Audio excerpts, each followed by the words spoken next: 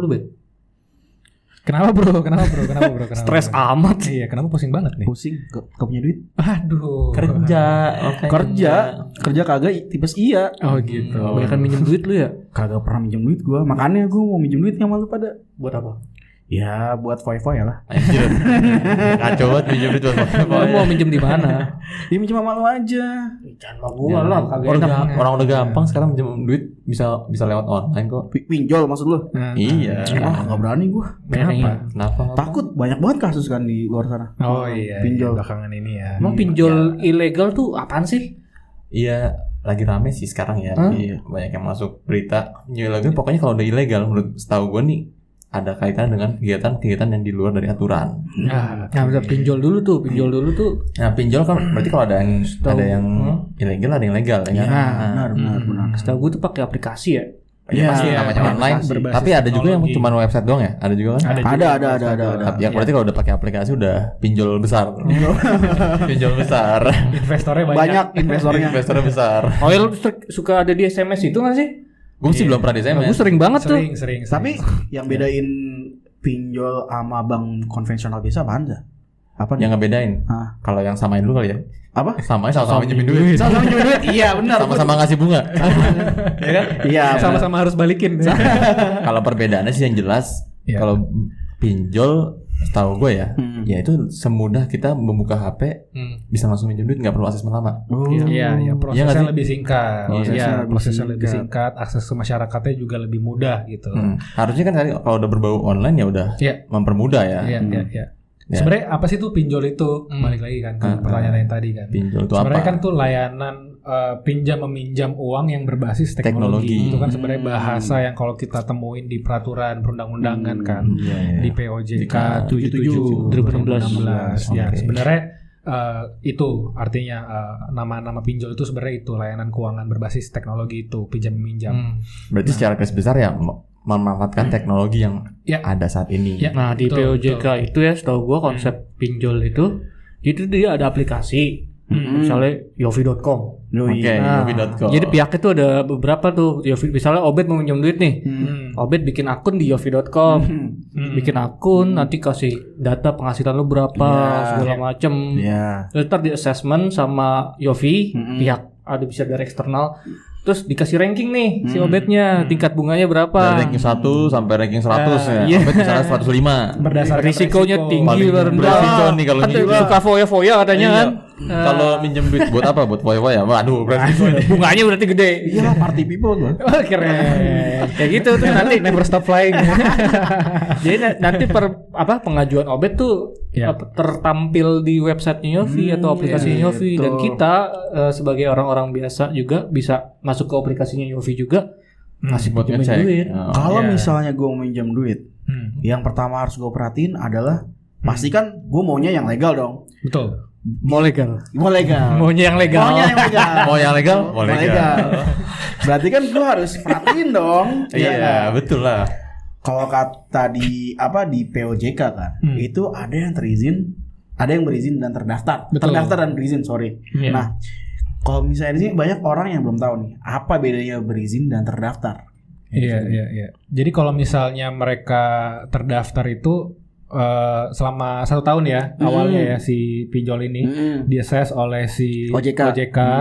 Lalu setelah itu apabila sudah selama 1 tahun baru mereka mengajukan izin seperti itu lah, ya kurang lebih ya kayak gitu ya. Iya, tahu gue juga. Jadi di dalam masa 1 tahun itu tuh kayak masa sandbox lah disebutnya. Masa pengawasan. Iya betul. Jadi kayak apakah nih pinjol udah memenuhi tentang POJK ini belum? Kalau orang kerja ya probation dulu lah. Iya, dan terus wajib ngasih laporan 3 bulan sekali segala macam. Nah kalau udah memenuhi nanti dia ada persentase akhir terus bisa mengajukan izin gitu. Eventually nanti mereka akan mendapatkan izin dari OJK itu kan. Iya, tapi meskipun belum berizin, udah masa pendaftaran dia udah bisa beroperasi. Melakukan kegiatan usahanya dia, betul. Ya. Berarti walaupun masih masa terdaftar itu pun masa masa pengawasan yang tadi disebutkan sama kambing itu sudah bisa melakukan kegiatannya tadi. Sudah dianggap legal itu ya. Sudah dianggap legal. Jadi masyarakat juga harus, yang pertama yang harus dilihat itu apakah mereka sudah terdaftar dan berizin atau masih terdaftar aja gitu. Oke. Ya. Nah, biasanya di mana tuh? Lihatnya di mana tuh? Mereka udah terdaftar atau berizin? Ada di websitenya OJK. Oke. Per September ini baru rilis kemarin ya. Gue udah catat nih. Sorry ya catatannya konvensional. Iya, lu gimana mau minjem online bet kalau misalnya kayak begini? Pantas dia nggak mau minjam uang. Iya. Minjem tetangga. Yang tetangga yang ntar diomongin, ntar diomongin sama Pakai buku besar. Nih balik lagi nih. Iya. Kalau misalnya di website OJK ya per September ini ada 114 pinjol yang terdaftar. Tapi yang terdaftar dan terizin itu baru ada 84. Oke. Lumayan banyak ya. Lumayan banyak. Terus kalau cara di Play Store banyak pilihannya. Banyak banget. Cuman kan lo harus perhatiin. Mereka udah terdaftar dan berizin belum? Ataupun udah terdaftar minimal lah ya. Wah, kayak gitu. Biasanya di aplikasinya ada nggak sih logo OJK-nya kan? Ada. Harusnya ada kayak pendaftarannya juga dan nomor izinnya juga. Ada pasti. Ya, mirip-mirip berarti ya bank konvensional. Kalau lu datang kan di poster-poster depan tuh bank ini diawasi oleh OJK, terdaftar dan diawasi oleh OJK. Oke. Ya harusnya udah aman lah seperti itu, udah dianggap legal. Itu kan satu tuh yang harus kita perhatiin, terdaftar dan berizin nggak. Nah, yang kedua nih, kita harus perhatiin apa lagi nih sebenarnya kalau misalnya dari sebelum masuk ke syarat yang lain, sebenarnya kenapa sih harus lihat nih masyarakat apakah mereka sudah terdaftar dan berizin? Alasannya itu apa? Kalau menurut gua pribadi sih, misalnya sandaikan gua sebagai peminjam, calon peminjam ya, gua harus tahu juga apakah si pelaku usaha ini tadi sudah terdaftar dan berizin. Itu yang pertama. Kenapa? Karena gue harus tahu apakah mereka memiliki itikat baik dalam berbisnis atau enggak. Kalau misalnya mereka sudah melaksanakan kegiatan usaha selama berapa saat, berapa tahun dan belum juga mendaftarkan, patut dipertanyakan. Artinya mereka sengaja untuk tidak comply dengan segala persyaratan yang ada di POJK tersebut. Kan ada banyak tuh, ada kerahasiaan data, terus ada juga nilai tingkat suku bunga, terus ada juga cara penagihan dan lain-lain kan. Nah itulah kenapa masyarakat harus tahu apakah mereka sudah terdaftar dan berizin supaya mereka juga bisa mendapatkan hak-hak mereka sebagai si peminjam. Nah, itu sebenarnya kenapa. Kalau misalnya gue punya tetangga orang Suriname mau ngajuin bisa nggak? Setahu gue nggak bisa. Nggak bisa ya. Kalau di POJK sejauh gue membaca itu hanya diperuntukkan untuk WNI. WNI. Cari pinjol Suriname. Pinjol Suriname. OJK Suriname. Kenapa nggak boleh? Nanti nagihnya susah bro. Ngomongnya gimana? Operatornya kasihan. Dan maksimal pinjamannya juga 2 miliar kalau nggak salah. 2 miliar ya, sekarang per debitur ya maksimal 2 miliar. Jadi buat konsepnya juga, jadi yang ngasih pinjaman tuh bukan aplikasinya ya. Tapi ada orang lagi di balik situ. Jadi itu aplikasi itu hanya mempertemukan mempertemukan antara orang yang mau minjem dengan orang yang mau memberi pinjaman. Jadi hubungan keperdataannya pun ada borrower dan lender dan borrower dengan platform itu. Iya, betul. Kalau mau minjam apa? Mau legal. Enggak. Bercanda. Enggak pinjemin duit, sorry banget. Enggak, kita bukan kegiatan bisnis perbankan Aspek selanjutnya apa lagi? Aspek selanjutnya yang harus kita perhatikan tuh apa lagi nih? Selain kan ada pasti aspek kalau misalnya hubungan minjam meminjam kan pasti hubungan keperdataan kan. Berarti kita ngomongin perjanjian di sini. Nah, kalau misalnya dari aspek pinjol ilegal, kita kemarin ada ya sempat rame lah. Bahwa masih rame sampai sekarang sih harusnya. Masih rame sampai sekarang. Sampai ini tayang sih mestinya harusnya rame ya. Iya. Hot issue banget. Biar bisa ini kita karena ikutan rame. Karena isu yang beredar itu justru gue melihatnya cenderung memberikan ketakutan ya buat nasabah, calon-calon nasabah yang mau melakukan peminjaman lewat aplikasi pinjam online gitu.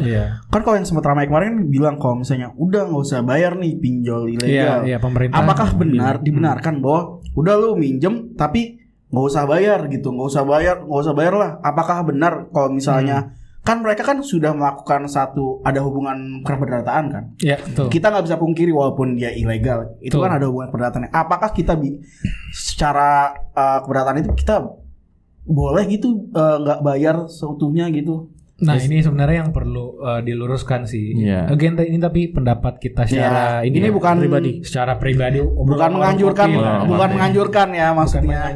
Pendapat pribadi lah. Cuman kita kasih gambaran gitu konsepnya seperti apa. Kalau dari perbuatan kan begitu adanya proses pinjam meminjam kan harus didasari oleh perjanjian. Perjanjian itu sifatnya keperdataan orang dengan orang. Begitu dibuat perjanjian pinjam meminjam berarti kan muncul hubungan keperdataan. yang didasari oleh perjanjian tersebut. Dan untuk perjanjian didasarkan oleh ada 4 unsur, 4 syarat yang harus dipenuhi berdasarkan pasal 13-20 KUH Perdata ya kan. Di mana ada syarat kesepakatan. Kita jabarin satu-satu nih. Kesepakatan, kemudian kecakapan, ada juga objek dan kausa yang halal. Betul. Nah, kalau kita ngeliat pinjol ilegal, pendapat lu gimana nih? Maksudnya kayak pinjol ilegal berarti kan melakukan kegiatan yang di luar dari ketentuan yang diatur pemerintah.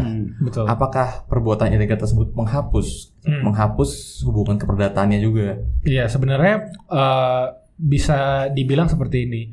Ketika mereka melakukan perjanjian ya dengan pinjol ilegal, nah perjanjian itu bisa dibatalkan dengan alasan 13-20 yang syarat kedua perjanjian, yaitu tidak memenuhi syarat kecakapan di situ. Itu subjektif ya, syarat subjektif yang tidak terpenuhi. Karena mereka belum memiliki izin dalam melakukan penyelenggaraan jasa keuangan tersebut, maka konsekuensinya adalah perjanjian tersebut dapat dibatalkan. Karena kurang lebih gambarannya adalah karena pinjol ilegal tersebut tidak memiliki kewenangan melakukan kegiatan bisnis pinjam-pinjam tersebut ya. Iya, betul. Nah, konsekuensinya apa dibatalkan? Nah, kembali ke pasal 1451 KUH Perdata. Di situ diatur bahwa mengembalikan keadaan seperti semula. Artinya seolah-olah tidak ada perjanjian antara para pihak. Nah, konsekuensinya kalau misalnya perjanjian tersebut dibatalkan, lalu apa? Apakah tetap harus bayar atau bisa kabur gitu aja kayak yang disarankan pemerintah. Ya kalau berdasarkan secara konsep karena perjanjiannya itu kembali lagi ke awal semula, artinya si peminjam harus mengembalikan uang yang sudah dipinjamkan tanpa bunga, tanpa denda dan segala macam berarti. Tanpa bunga dan denda, karena bunga dan denda tersebut kan timbul dari perjanjian, sedangkan perjanjian dibatalkan artinya pinjamannya aja yang dikembalikan kepada si pinjol ilegal. Mengembalikan pinjaman tersebut semata-mata untuk mengembalikan keadaan menjadi seperti semula. Betul, exactly. Itu sebenarnya bunyi diatur di KUH Perdata ya. 51 KUH Perdata. Oleh karena itu kan sebenarnya nggak tepat juga ketika pemerintah bilang nggak bayar, akhirnya nanti masyarakat justru malah berbondong-bondong gitu nyari pinjol ilegal terus mereka minjam dan nggak ngembalikan, bisa jadi chaos juga kan. Itu sebenarnya yang harus diketahui juga oleh publik gitu. Itu kan dari aspek pinjol ilegal. Kalau dari aspek pinjol legal, berarti kan kita tahu nih perjanjiannya pasti kan berbentuknya elektronik lah. Betul. Karena kan kita nggak datang, nggak ada tanda tangan. Dokumen elektronik. Kayak konvensional biasa. Nah, kalau misalnya dari aspek perjanjian secara elektronik, apa sih aspek yang harus kita perhatiin dalam aspek pinjol ini ya? Kayak gitu. Ya kalau menurut gue sih ya kayak lu sesimpel waktu lu mau bikin aplikasi, misalnya mau join salah satu aplikasi Facebook misalnya, itu kan suka ada term and condition. Itu tuh apa aja itu harus diperhatikan karena itu sama dengan lu menyetujui klausul-klausul yang diberikan oleh developer, oleh pemberi jasa gitu loh.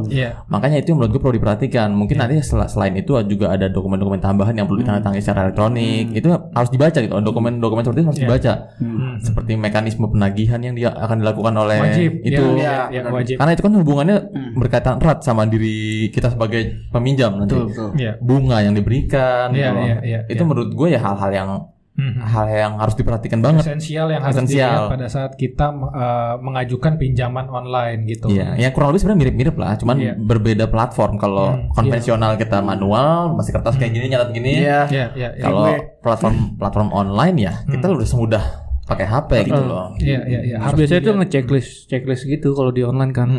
Kalau checklist itu sama aja kayak lu tanda tangan. Iya, kayak tadi yang gue sampaikan kan, makanya jangan disepelekan, harus dibaca itu. Iya, setuju gitu. Kenapa itu harus dilihat juga misalnya kayak besaran bunga. Terakhir kan pemerintah kayak 2 hari ini lagi menggodok ini kan bersama dengan Asosiasi Fintech Indonesia dengan OJK itu lagi godok berapa sih besaran suku bunga yang layak gitu untuk diterapkan saat ini. Terakhir itu pemerintah bilang kalau nilai maksimal bunga per harinya itu 0,4 maksimal ya. Dari sebelumnya 0,8% per hari ya.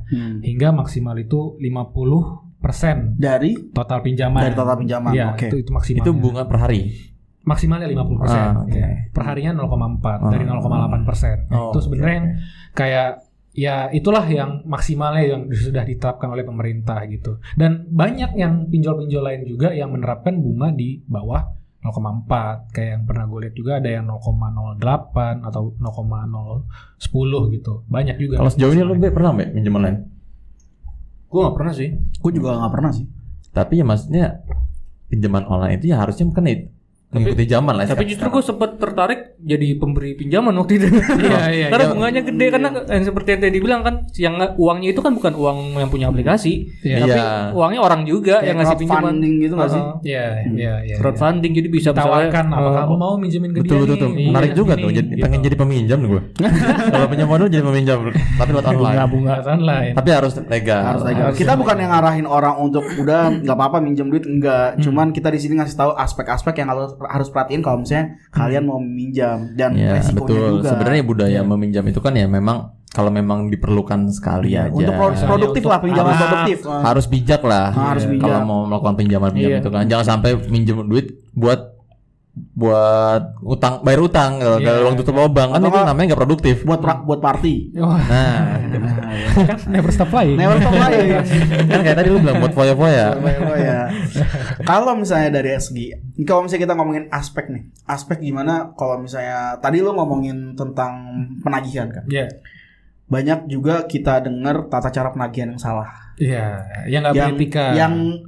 Yang ibaratnya kita bisa bilang meneror lah. Iya. Dari keluarga terdekat, dari teman-teman kantor. Nah, kalau misalnya terjadi hal seperti itu, apa yang sebenarnya kita bisa lakuin? Iya, sebagai peminjam. Sebenarnya pemerintah kan baru-baru ini juga udah ngasih saran atau himbauan kepada masyarakat kalau memang kalian menemukan adanya praktek penagihan yang nggak layak beretika dengan mengirimkan video shoot, foto-foto, editan, foto-foto jorok, foto lu lagi main tumbangan di lumpur dikirimin kan foto jorok. Nah, betul. Itu bisa langsung mengirimkan aduan kepada OJK.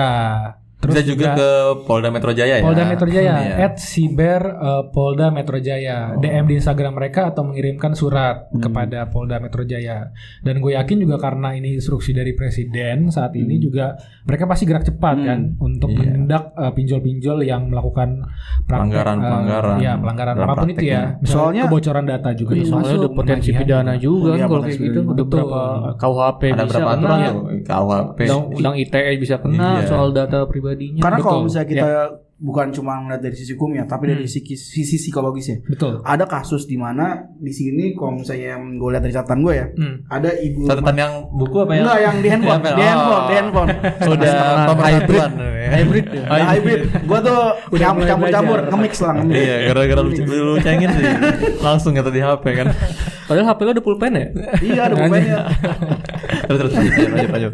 Jadi gimana? Kalau ada kasus, jadi ini ada ibu rumah tangga umur 38 tahun di Wonogiri, Jawa Tengah. Bunuh diri karena tidak sanggup membayar pinjaman kepada 23 pinjol gagal.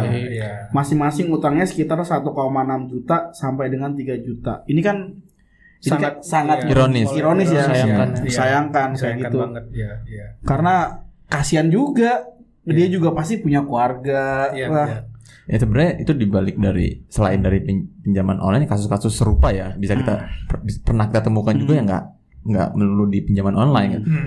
Sebelum ada pinjaman online pun ya pinjaman konvensional juga banyak tuh kasus-kasus orang yang terlilit hutang yang memang akhirnya nggak kuat berhutang memilih untuk bunuh diri dan judi online apalagi itu sangat tidak bijak. Makanya maksudnya ini sebenarnya maksud dari diskusi kita adalah untuk lebih menekankan kehati-hatian karena kehati-hatian nggak cuma ada di pemberi jasa. Kita sebagai calon nasabah harus hati-hati dalam memilih calon pemberi jasanya gitu loh, calon peminjamnya. Karena kan itu dia. Apalagi sekarang udah semudah baca HP. Kalau dokumennya tertulis di HP tinggal kita baca, harusnya kan lebih mudah kita membacanya. Pun kalau mereka nggak tahu juga, mereka bisa tanya kan kepada rekan-rekan ataupun siapapun itu. Udah mau legal. Mau nanya mau legal. Emang sebenarnya menggiurkan banget tuh. Soalnya kan banyak SMS atau telepon yang nawarin pinjaman 1 hari cair. Padahal lu nggak pernah merasa memberikan nomor lu. Iya, makanya kayak gitu kan. Mungkin yang kayak gitu-gitu yang too good to be true emang harus dipertanyakan. Betul. Karena harus dicek dulu. Gampang di awal, kusut di akhir biasanya. Masa sehari beres? Padahal kayak kita mau nge-cross check hidupnya Obetnya butuh bertahun-tahun ini kayaknya. Benar. Nah, tapi kalau misalnya untuk penyelesaian nih, kan nggak mungkin semua nasabah itu lancar. Betul, ya. Yeah. Penyelesaiannya gimana? Kalau misalnya di konvensional kan pasti kita kenal namanya restruktur kan. Apakah di pinjol ini bisa mengenal istilah restruktur juga? Iya, setahu gue dari yang gue dengar sih mereka kemungkinan akan menawarkan restrukturisasi kepada nasabahnya. Kalau misalnya mereka telat selama berapa bulan, kalau baru 1 hari 2 hari. Iya, sebenarnya upaya-upaya tersebut ya bisa tetap diajukan kayak kita mengajukan penghapusan dendanya. Iya, dendanya aja lo minta dihapuskan. Kalau untuk ngapusin bunga agak sulit sih. Mungkin dendanya bisa sebenarnya itu kan kebijakan nanti kebijakan yang diberikan dari peminjam. Asal sepakat sih bisa. Asal sepakat sih nggak masalah. Mau tiba-tiba gimana nih saya nggak kuat bayar utang, ya udah bisa nggak usah bayar. Ya kalau yang memberikan pinjaman yang bilang ya udah nggak apa-apa, enak ya gue juga mau. Tapi kan nggak ada ya seperti itu. Dibalikan lah kan kita juga bertanggung jawab kan. Sebagai seorang peminjam juga harus. Nanti kalau kayak gitu dibiarkan semua orang minjam aja kayak gitu. Iya kasihan pinjolnya. Dan yang paling penting kalau nggak bisa bayar jangan cari pinjaman lain di pinjol lain. Itu paling bahaya sebenarnya. Lebih baik dibicarakan lalu memohon untuk restrukturisasi. Gimana dengan cara tenornya diperpanjang lah. Misalnya dia due-nya itu bulan Januari diperpanjang sampai April atau berapa sesanggupnya. Ya pokoknya semua harus balik ke awal, semua itu harus dilakukan dengan bijak. Makanya sebelum mengambil pinjaman ya kita harus mengutamakan prinsip-prinsip untuk apa dulu nih. Prioritasnya apa sih? Sampai harus minjem gitu loh. Kalau kayak memang nggak ada uang buat bayar biaya sakit atau apa kan itu termasuk urgent. Jangan sampai itu buat foya-foya gitu. Jangan sampai konsumtif lah. Harus bijak ini. Harus bijak. Pokoknya dari beberapa obrolan kita ini mungkin dari yang nonton bisa ngambil beberapa masukan kali ya. Tapi kita bukan menganjurkan untuk kita disclaimer kalau ini bukan arahan atau apa. Maksudnya ini adalah informasi aja supaya timbul kehati-hatian lah di diri kita dalam melakukan biar ada informasi masuk lah, nggak ngawang banget buat masyarakat awam. Betul. Kita cuma membantu masukan aja. Mungkin kalau misalnya nanti teman-teman ada pertanyaan bisa langsung komen, DM, email, follow juga sosmed kita, di TikTok, IG. Pokoknya subscribe YouTube-nya, kemudian follow IG kita, TikTok. Ya, insya Allah ada informasi-informasi yang bisa. Semoga kita bermanfaat dan membantu. Oh ya, kalau misalnya mereka mau ngadu ke OJK sama ke Siber ya kita bisa kasih template secara ini cuma-cuma. Gitu. Untuk membantu masyarakat aja. Untuk membantu aja. Sedang bingung nih kayak udah yang terdampak oleh gelombang pinjol ilegal ini ya kan. Banyak banget yang bakal kita bahas juga nanti di episode selanjutnya, nggak cuma pinjol doang. Mungkin kita akan bahas dari aspek perjanjian seperti apa kan. Betul. Makanya tetap saksin terus mau legal. Sampai jumpa di episode selanjutnya.